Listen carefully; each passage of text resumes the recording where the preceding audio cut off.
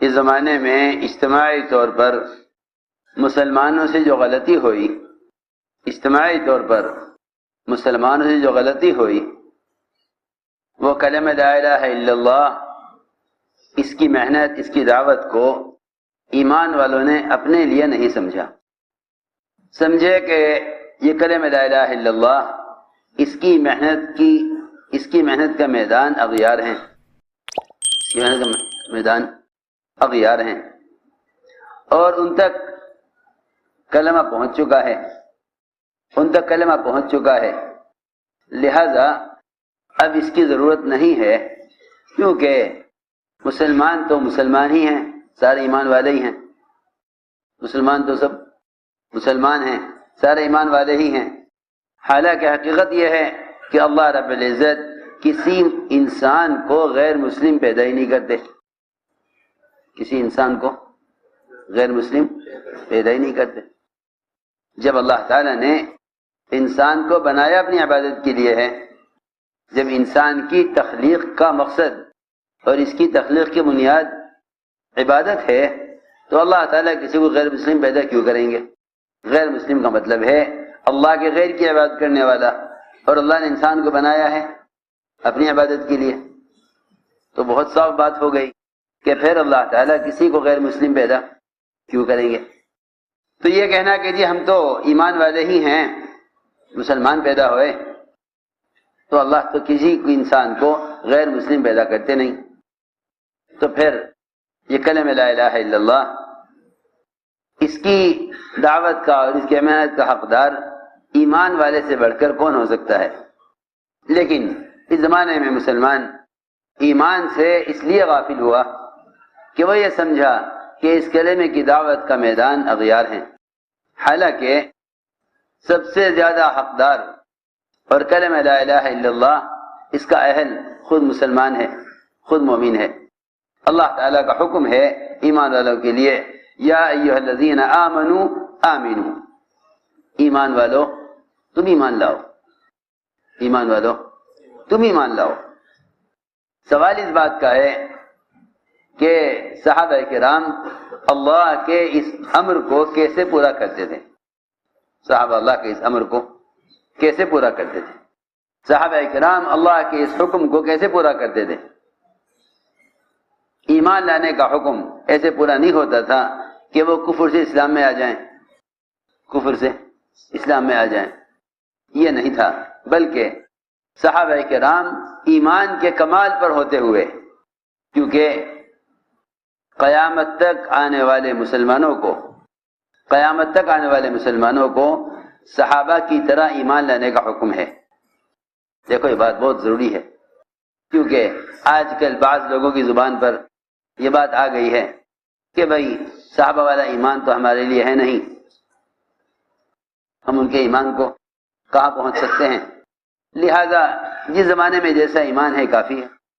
لوگ ایمان پر، دین پر، عبادات پر، چند اعمال پر قناعت کر کر بیٹھ گئے ہیں کہ جتنا ایمان ہے کافی ہے، حالانکہ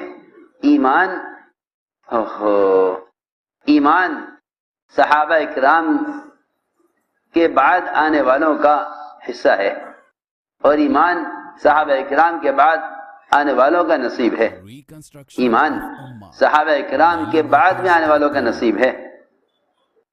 میری بات بہت توجہ چاہتی ہے، ایمان صحابہ اکرام کے بعد آنے والوں کا نصیب ہے، اس لیے کہ صحابہ اکرام نے اپنی آنکھوں سے کھلی آنکھوں سے غیبی مددوں کا مشاہدہ کر لیا، نبی کے ساتھ معجزات دیکھ لیے، اور یقین ہو گیا کہ ہاں یہ اللہ کی طرف بھیجے ہوئے نبی ہیں۔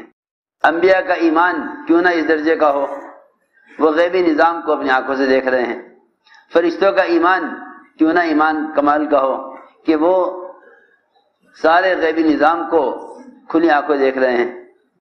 اس لیے سب سے بڑا ایمان کا کمال اور سب سے بڑا حصہ ایمان کا وہ کس کے حصے میں آئے گا کہ وہ جنہوں نے صحابہ کا زمانہ میں نہیں دیکھا، بعد میں آنے والے۔ کیونکہ انہوں نے کوئی غیبی نظام نہیں دیکھا، وہ بعد میں آنے والے ہیں۔ صحابہ کا ایمان، میں نے عرض کی ایک بات کہ بعد میں سب آنے والوں کو صحابہ کی طرح ایمان لانے کا حکم ہے۔ آمینو کما آمن الناس۔ آج کے لوگ یہ کہتے ہیں کہ بھائی وہ تو صحابہ تھے، ان جیسا ایمان ہمارا کہاں ہو سکتا ہے۔ حالانکہ اللہ تعالی نے صحابہ کرام کو ایمان میں نمونہ بنایا ہے اور بعد والوں کو ان کی طرح ایمان لانے کا حکم فرمایا، بعد والوں کو ان کی طرح ایمان لانے کا حکم فرمایا۔ فرمایا یا ایھا الذین آمنوا آمنو، اے ایمان والو تم ایمان لاؤ۔ فرمایا کہ اے ایمان والو صحابہ کی طرح ایمان لاؤ، صحابہ کی طرح ایمان لاؤ۔ اور یاد رکھو کہ صحابہ کرام ایمان کے اعتبار سے اس درجے پر تھے کہ عثمان رضی اللہ تعالی عنہ ایک حلقے میں بیٹھے ہوئے تھے۔ حضرت نے دیکھ کے فرمایا کہ تمہارے حلقے میں عثمان بیٹھے ہوئے ہیں، اگر ان کے ایمان کو ایک بڑے لشکر پر تقسیم کیا جائے تو سب کے لیے کافی ہو جائے، ہر ایک کے حصے میں اتنا ایمان آئے گا جتنا ایمان ایک مومن کا ہونا چاہیے۔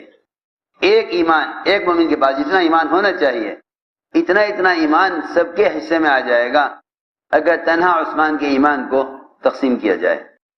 صحابہ کرام کے ایمان کے واقعات اور ان کی ایمان کی علامتیں سنو، پھر یہ غور کرو کہ وہ ایمان کے اعتبار سے اس درجے پر تھے، ایمان کے اعتبار سے اس درجے پر تھے، پھر بھی اللہ تعالیٰ نے حکم دے رہے ہیں کہ ایمان لاؤ۔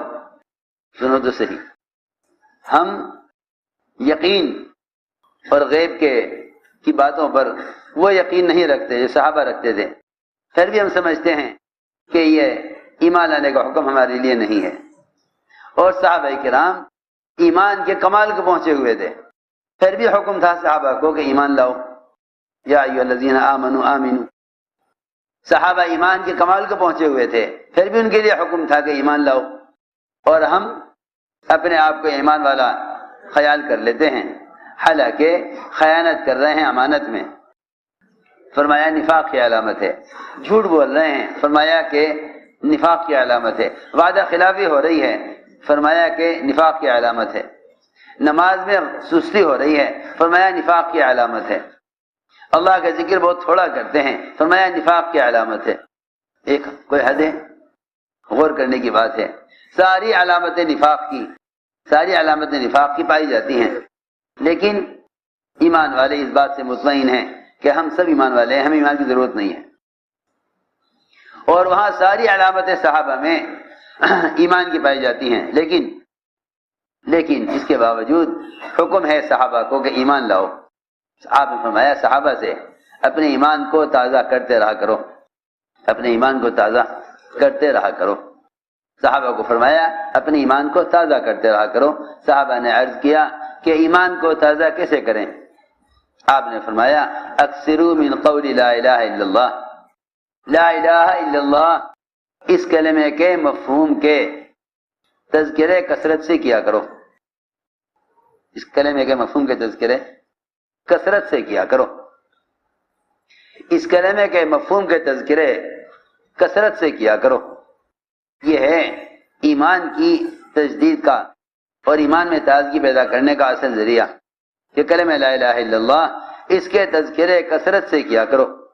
میں نے عرض کیا کہ ایمان کیونکہ صحابہ کی طرح ایمان لانے کا حکم ہے، اس لیے ایمان کا صحیح مفہوم اور ایمان کی حقیقت وہ ہمیں صحابہ کرام کے واقعات میں ملے گی۔ عبداللہ بن رواحہ ان صحابہ میں سے ہیں، عبداللہ بن رواحہ ان صحابہ میں سے ہیں جو گشت کر کے لوگوں کو ایمان لانے کے لیے ایمان کے حلقوں پر جمع کرتے تھے، ایمان لانے کے لیے ایمان کے حلقوں پر جمع کرتے تھے۔ کیا کیفیت ہے؟ اللہ اکبر! ہماری تو ایمان کے حلقوں میں اور تعلیم کے حلقوں میں وہ کیفیت نہیں ہوتی جو کیفیت عبداللہ بن رواحہ رضی اللہ تعالیٰ عنہ کی اپنی بیوی کی گود میں سر رکھ کر لیٹے ہوئے ہیں۔ بیوی کی گود میں سر رکھ کر لیٹے ہوئے ہیں. انتہائی خواہش کا، غفلت کا، دل لگی کا ماحول ہے. بیوی کی گود میں آدمی سر رکھے لیٹا ہو اور ایسا رو رہا ہو کہ بیوی دیکھ کر یہ سمجھی کہ شاید کوئی بڑا حادثہ ہی پیش آ گیا ہے. کوئی بڑا حادثہ پیش آ گیا. ابھی بیوی نے دیکھ کر رونا شروع کر دیا. جتنا وہ رو رہے تھے اتنا بیوی رو رہی تھی. پوچھا کیوں روئی ہے تو؟ کہ میں تو آپ کو روتا ہوا دیکھ کر رونے لگی. کوئی بڑی بات پیش آ گئی ہے. فرمایا کہ تم مجھ سے پوچھتی کیوں نہیں کہ میں کیوں رو رہا ہوں؟ پوچھا کیوں رو رہی ہے، آپ کیوں رو رہے ہیں، کیا بات ہے؟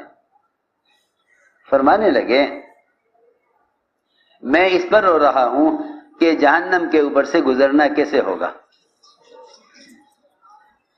بلسا سے گزرنا کیسے ہوگا؟ آپ نے فرمایا اگر تم وہ بات جان لو جو میں جانتا ہوں اور تم غیب کی چیزوں کی حقیقت کو پہنچ جاؤ تو تمہیں اپنی بیویوں سے لذتیں، اپنے بستروں پر راحتیں تمہارے لیے بدمزہ ہو جائیں. تمہارے لیے بدمزہ ہو جائیں اگر تم وہ حقیقت جان لو جو میں جانتا ہوں. فرمایا کہ تم ہنسنا بھول جاؤ اور تم پر رونا غالب آ جائے اور تم اپنی بیویوں سے لذتیں اور اپنے بستروں سے راحتیں لینا بھول جاؤ. اگر تم پر حقیقت کھول دی جاوے، اگر تمہیں حقیقت معلوم ہو جائے. اور یہی بات تھی کہ صحابہ کرام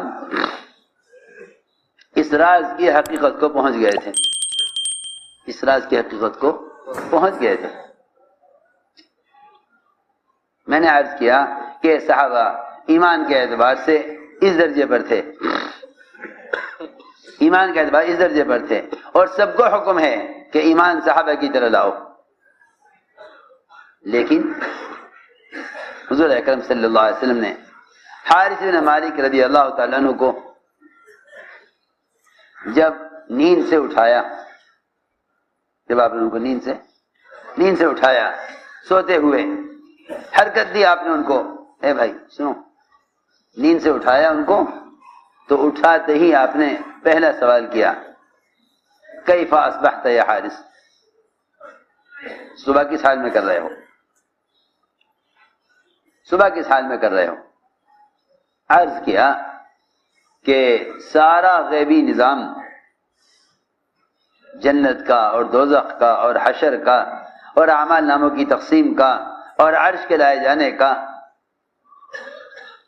ان سب کو تو اپنی آنکھوں سے دیکھ رہا ہوں. اور جو دنیا کا ظاہری نظام ہے اس سے میرے دل میں نفرت اور بے رغبتی پیدا ہو گئی ہے. ظاہری نظام سے تو نفرت اور بے رغبتی پیدا ہو گئی اور غیبی نظام اپنی آنکھوں سے دیکھ رہا ہوں. دیکھو یہ حارث بن مالک رضی اللہ تعالی نے ایک روایت میں عوف بن مالک، ایک روایت میں حضرت حارثہ، دونوں کے واقعات ہیں. فرمایا کہ ظاہری نظام دنیا کا وہ تو اس سے تو میں بے رغبت ہو گیا ہوں. جو غیبی نظام ہے جنت کا اور دوزخ کا، وہ سارا غیبی نظام اس کو میں اپنی آنکھوں سے دیکھ رہا ہوں. اس درجے پر ایمان پہنچا، اس درجے پر یقین پہنچ گیا، اس درجے پر یقین پہنچا کہ فرمایا کہ میں سارا غیبی نظام اپنی آنکھوں سے دیکھ رہا ہوں. جہنمیوں کو کتوں کی طرح بھونک رہے ہیں، جنتیوں کی زیارتیں کر رہے ہیں. مجھے جو اصل بات اس سے عرض کرنی ہے وہ یہ کہ آپ نے سن کر یہ نہیں فرمایا کہ حارث تم ایمان کے کمال کو پہنچ چکے ہو، اب صرف عمل کرتے رہو.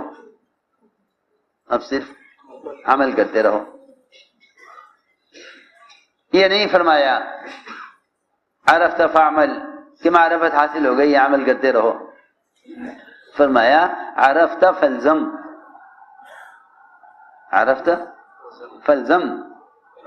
دیکھو تمہیں اللہ کی معرفت حاصل ہو گئی ہے، تمہیں اللہ کی معرفت حاصل ہو گئی ہے، اس پر جمے رہنا، اس پر جمے رہنا اور اس کو لازم پکڑے رکھنا۔ عرفتہ فلزم، آپ اندازہ کریں ایک صحابی کے بارے میں آپ یہ کہہ رہے جن کے بارے میں آتا ہے کہ اگر جنت اور دوزخ کو صحابہ کے سامنے حقیقت میں لایا جاتا اور کھلی آنکھوں ان کو جنت و دوزخ دکھلا دی جاتی تو ان کے ایمان میں کوئی اضافہ نہ ہوتا کہ یہ ہمیں کیا دکھلا رہے ہو، یہ ہمیں کیا دکھلا رہے ہو، ان ساری چیزوں کو تو ہم بغیر دیکھے، ان ساری چیزوں کو تو ہم بغیر دیکھے اس طرح جانتے ہیں جیسا کوئی دیکھ کر جان لے۔ یہی وجہ ہے کہ مومن کے لیے ظاہر اور باطن، غیب اور مشاہد دونوں برابر ہیں۔ مومن کے لیے ظاہر اور باطن، غیب اور مشاہد دونوں برابر ہیں۔ وہ تو ساری بڑی مصیبت کافر کے لیے ہے، کافر کے لیے ہے مصیبت، کیونکہ کافر نبی سے دلیل مانگتا ہے، کافر نبی سے دلیل مانگتا ہے، کافر نبی سے دلیل مانگتا ہے کہ آپ غیب، اسی لیے یہ بات ذہن میں رہے سب کے، اللہ کو اور اللہ کے غیبی نظام کو دلائل کے ذریعے ماننا،